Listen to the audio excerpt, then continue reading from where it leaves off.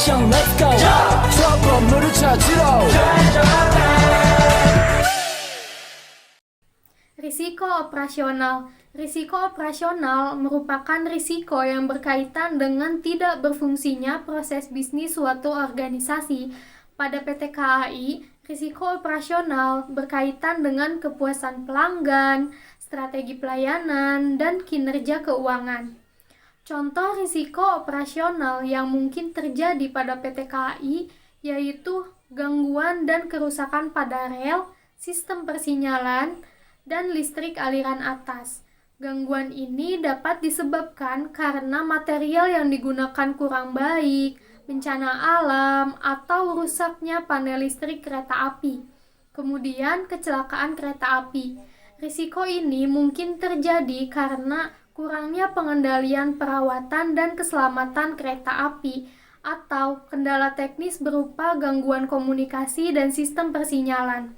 Kemudian, keterbatasan suplai suku cadang. Risiko ini mungkin terjadi karena sebagian besar sarana dan suku cadang kereta api harus diimpor. Risiko legal. Risiko legal merupakan risiko yang berkaitan dengan tuntutan atau gugatan hukum dan upaya hukum lainnya kepada organisasi. Pada PT KAI, risiko legal mungkin terjadi karena adanya pelanggaran atau kasus-kasus tertentu yang bersinggungan dengan masyarakat. Contoh risiko legal yang mungkin terjadi pada PT KAI yaitu sengketa kepemilikan tanah. Risiko ini mungkin terjadi karena adanya ketimpangan status kepemilikan tanah atau penguasaan dan penggunaan tanah oleh pihak lain. Kemudian korupsi proyek pembangunan jalur kereta api. Hal ini dapat terjadi karena kurangnya integritas dan kesadaran hukum pada pihak-pihak tertentu. Kemudian pelanggaran aturan dan kode etik dalam perusahaan. Risiko ini mungkin terjadi karena kurangnya pengawasan dan tindakan tegas terhadap kepatuhan pada aturan.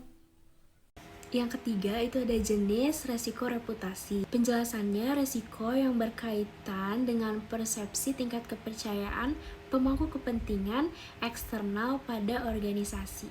Pada PT KAI dapat terjadi karena ketidaknyamanan para penumpang sehingga dapat merusak reputasi PT KAI. Contohnya adalah keluhan penumpang terhadap kebersihan kereta api.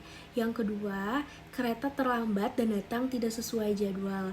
Yang ketiga, kurangnya fasilitas dan layanan.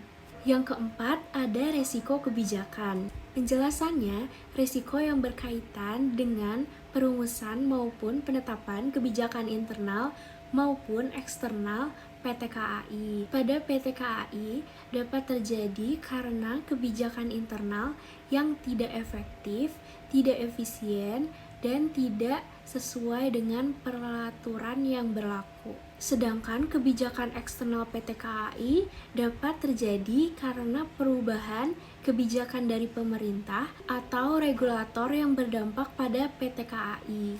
Contohnya yang pertama, kenaikan tarif pajak yang berdampak pada biaya operasi. Yang kedua, keterlibatan pihak swasta pada pengaturan jalur kereta api. Yang ketiga, kebijakan pengadaan barang dan jasa yang tidak transparan dan berpotensi untuk korupsi. Resiko keuangan dan kekayaan negara. PT KAI merupakan badan usaha milik negara BUMN yang bergerak di bidang perkeretaapian.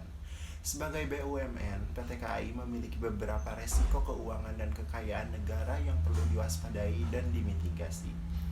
Contohnya, penurunan jumlah penumpang dan barang yang diangkut atau sengketa kepemilikan.